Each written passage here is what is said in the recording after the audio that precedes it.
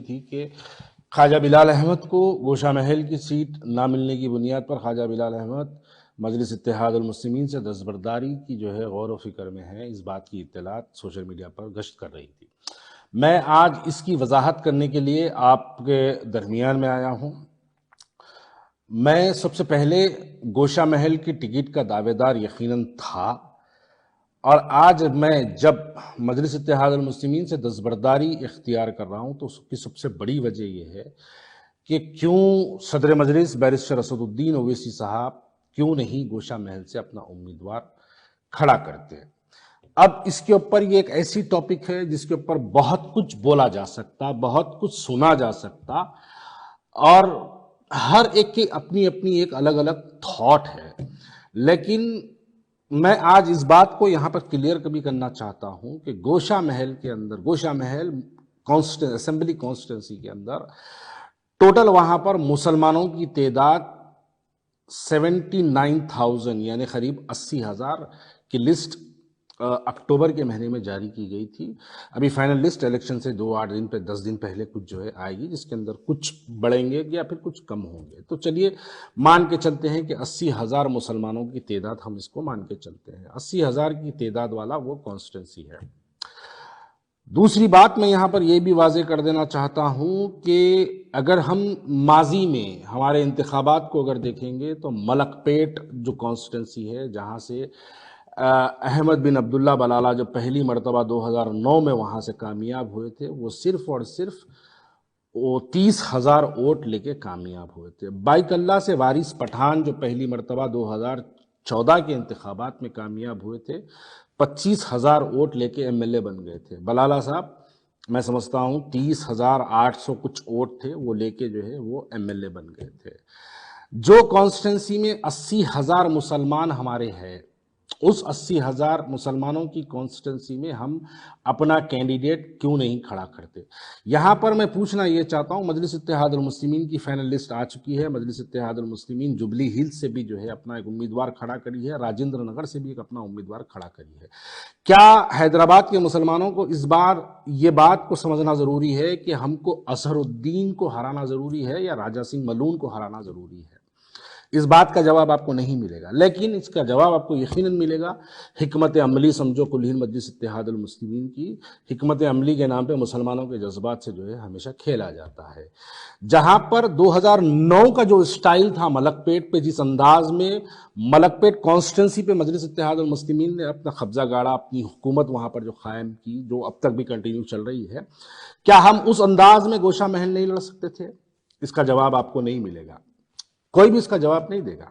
वो मलून दिन बर दिन सरकार की शान में गुस्ताखी करता है, हम मुसलमानों के दिलों को ठेस पहुंचाने वाले बयानात देता है, और मेरी जमात कुल हिंद मजलिस इत्तेहाद उल मुस्लिमीन के पास ऐसा कोई प्लान, ऐसा कोई मंसूबा नहीं है कि उस मलून को हराया जाए। क्योंकि ये तमाम लोग जानते हैं कि मैं कांग्रेस से जब मजलिस इत्तेहाद उल मुस्लिमीन में दोबारा शमूलियत इख्तियार किया था, जब बैरिस्टर असदुद्दीन ओवैसी साहब ने ये बात को हमको कहा था कि आइए भारतीय जनता पार्टी को हराने के लिए आप हमारा साथ दीजिए। शायद लोगों को याद नहीं है, लेकिन हैदराबाद के लोगों का हाफिजा भी बड़ा कमज़ोर होता है। उस वक्त भारतीय जनता पार्टी एक बहुत बड़े पैमाने पर म्युनिसिपल इलेक्शंस के अंदर जो है वो काम कर रही थी, जिसके नतायज भी आपके सामने हैं। उनके पास 40 से ज़्यादा कॉरपोरेटर्स उनके कामयाब हुए। उस वजह से हमने भारतीय जनता पार्टी के बढ़ते हुए अज़ाइम को रोकने के लिए हमने यकीनन मजलिस इत्तेहाद उल मुस्लिमीन का साथ दिया। अब यहाँ पर सवाल ये पैदा होता है कि आप बिहार जाकर वहाँ पर 100 सीटें लड़ाते हैं, जहाँ पर आपकी कोई शाख नहीं है। गोशा महल में आपके 2 कॉरपोरेटर, जहां पर आपकी कोई शाख नहीं है। उत्तर प्रदेश जाके आप वहां पर 100 से ज्यादा सीटें लड़ाते हैं। गोशा महल हैदराबाद पार्लियामेंट्री कॉन्स्टिट्यूंसी में आता है, जहां के एमपी खुद असदुद्दीन ओवैसी साहब है, और जो हर इंतखाबात में जब जब इलेक्शन होते हैं, पार्लियामेंट के जब भी इलेक्शन होते हैं, असदुद्दीन ओवैसी साहब वहां से 30-30 हजार, 40-40 हजार वोट जो है असदुद्दीन ओवैसी साहब वहां से हासिल करते हैं। क्या मजलिस इत्तेहाद उल मुस्लिमीन जहां पर 40,000 वोट हासिल करती करती है, जहां पर उनके 2 कॉरपोरेटर मौजूद है, जहां पर उनके इफ्तदाई के सदर मोहतमदीन मौजूद है, जहां पर उनकी एक बड़ी तादाद में जहां पर जो है उनके एक 80,000 से ज़्यादा मुसलमान वोटर्स जहां पर मौजूद है, क्या मुसलमान वहां पर अपना कैंडिडेट मजलिस इत्तेहादुल मुस्लिमीन नहीं खड़ा की? इसका जवाब आपको दूसरी जानिब से ये मिलेगा, ये कहेंगे कि नहीं, हिकमत अमली समझो, हम टीआरएस या कांग्रेस की ताईद में अपने कैंडिडेट का ऐलान करते हैं। हमने माजी में भी देख लिया कि आपने इससे पहले मुकेश गौड़ की ताईद की, वो भी हार गया। इससे पहले आपने टीआरएस की ताईद की, वो भी हार गया। इस मर्तबा बीआरएस की ताईद करेंगे, वो भी हारेगा। आपके पास कोई मंसूबा नहीं है। क्यों? ऐसी क्या बात है जो राजा सिंह को जो है आप इतनी शिद्दत से मोहब्बत करते हैं कि उसको आप बार बार कामयाब कराना चाहते हैं? अब मैं वाज़े तौर पे कह दूं, आने वाले पार्लियामेंट इलेक्शन में आप देख लीजिए, उस मलून को भारतीय जनता पार्टी का कैंडिडेट बनाया जाएगा पार्लियामेंट इलेक्शंस के लिए हैदराबाद के। जैसे ही वो कैंडिडेट बनेगा, ये तमाम जितनी शिकायतें हैं आपके मेरे जैसे लोगों को, जितने भी लोगों को जो है नाराजगियां हैं, ये तमाम नाराजगियों को बुलाया जाएगा और फौरी इस मलून को लाके आपके सामने खड़ा कर दिया जाएगा। हैदराबाद के मुसलमान जज्बाती नारे लगाते हुए निकलेंगे अपने मकानों से, भारी अक्सरियत से मजलिस इत्तेहादुल मुस्लिमीन को कामयाब कर दी। इस वजह से मजलिस इत्तेहादुल मुस्लिमीन हमेशा एक ऐसे फिरका परस्त चेहरे को हैदराबाद के अंदर सियासी तौर पर जिंदा रखती है। आप अगर उसकी तारीख देखेंगे तो वो बदमबाल रेड्डी की शक्ल में कभी जिंदा रहा, कभी आले नरेंद्र की शक्ल में जिंदा रहा, कभी इस मलून की शक्ल में जिंदा रहा, कभी बंडारू दत्तात्रेय की शक्ल में जिंदा रहा, कभी किशन रेड्डी की शक्ल में जिंदा रहा। तो ये हमेशा इस तरीके से मजलिस इत्तेहादुल मुस्लिमीन एक अपने फिरका परस्त चेहरे को जिंदा रखती है। अरे हमने बाईकल्ला के अंदर, महाराष्ट्र के जब इलेक्शन हुए, बाईकल्ला के अंदर 25,000 वोट लेके हैदराबाद, 25,000 वोट लेके बाईकल्ला से वारिस पठान वहां से जो है एमएलए मुंतखब हो गया। मलकपेट को जब आप देखेंगे, मलकपेट के अंदर 30,000 वोट लेके अहमद बिन अब्दुल्ला बलाला पहली मर्तबा एमएलए बन गए। जाहिर सी बात है, बनने के बाद अपनी कारकर्दगी करेंगे, वहां पर मुसलमानों के वोटों की तादाद बढ़ाने का काम करेंगे। अरे हम लड़ेंगे ही नहीं तो हम जीतेंगे कैसे? फिर वो काशीराम का नारा कहां गया बैरिस्टर असदुद्दीन अवैसी साहब के, पहली बार लड़ेंगे, दूसरी बार हराएंगे, तीसरी बार जीतेंगे? वो नारा क्या सिर्फ बिहार, उत्तर प्रदेश और महाराष्ट्र के लिए है? क्या वो नारा इनके लिए, गोशा महल के लिए नहीं बनता? ये बातें समझ के बाहर है। जब हम ऐसी सवाल करते हैं तो फौरी अब आगे मुनाफिकत का नारा लग जाता, फौरन आगे लोग कहते हैं कि भाग गया, आप जमात छोड़ दिया, टिकट नहीं मिली। अरे मेरे को टिकट मिलो ना मिलो, अगर टिकट की मुझे ख्वाहिश होती तो मैं बैरिस्टर असदुद्दीन अवैसी से याकुतपुरा पूछता। अगर मेरे को एमएलए बनने की ख्वाहिश होती तो मैं बैरिस्टर असदुद्दीन अवैसी से चंद्रान गुप्ता पूछता।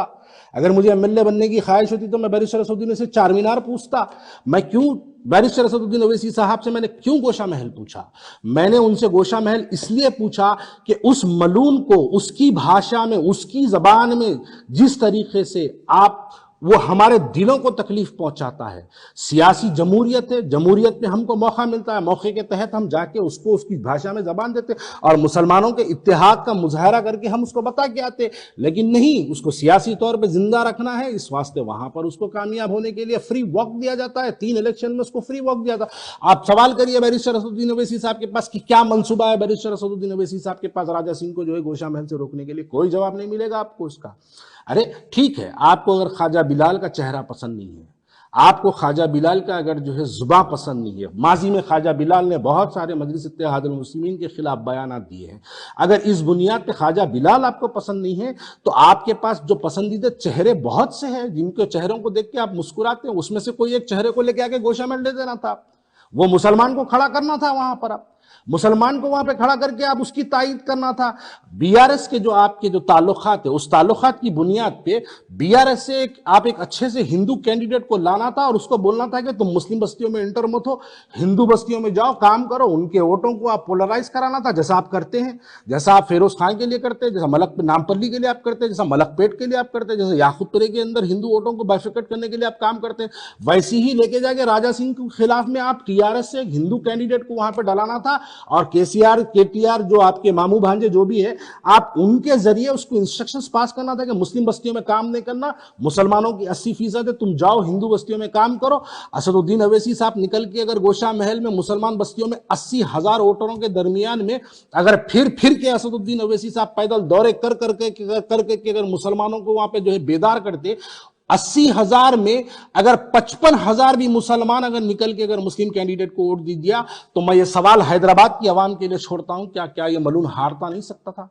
अरे जाती पैसा हम लगा देते, लोगों से चंदा मंग के लेके जाके गोशा महल लड़ा देते अगर आप किसी मुसलमान को देते। मैं अपनी जात के तौर पे अल्लाह के फजलो करम से चंदे की जरूरत नहीं है, मैं अपनी जात से 2-4-8 करोड़ लगाता, गोशा महल उसके वो मलून के खिलाफ में इलेक्शन लड़ता और ये बताता कि उसको मुसलमानों का इत्तेहाद ये होता है।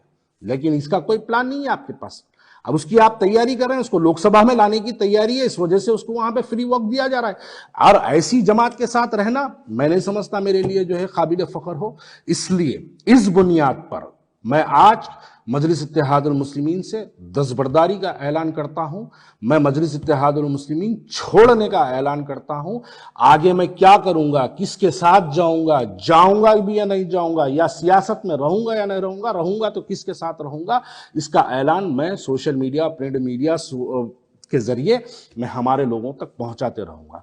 लेकिन ये बात बिल्कुल हैदराबाद के मेरे जैसे मुसलमान के लिए नाकाबिल कबूल है कि क्यों नहीं हम गोशा महल में, जहां पर 80,000 मुसलमान हमारे हैं, क्यों नहीं हम वहां से मुसलमान के कैंडिडेट को खड़ा करते हैं, क्यों नहीं हम बीआरएस का इस्तेमाल करके, टीआरएस का इस्तेमाल करके हम क्यों नहीं वहां पर जो है हिंदू वोटों के अंदर जो है हम बाइफिकेट करने का काम करते और मुसलमानों में इत्तेहाद का नारा लगा के हम मुसलमानों को घरों से निकालते और इस मलून के खिलाफ मुसलमान एक तौर पर, मैं समझता हूं अगर हम मुसलमानों के अंदर अगर निकल के अगर जो है हम पैदल दौरे करते, उनके छोटे छोटे ग्रुप मीटिंग करते, तो घरों से चुमटियों की तरह मुसलमान निकलकर जो है पोलिंग के दिन अपने वोटों का मुजाहरा करते और ये मलून हारता। आप देखिए कोई पॉलिसी नहीं है मजलिस इत्तेहादुल मुस्लिमीन के पास। एक पॉलिसी बता दीजिए कि राजा सिंह को, मलून को हराने की एक पॉलिसी बता दीजिए।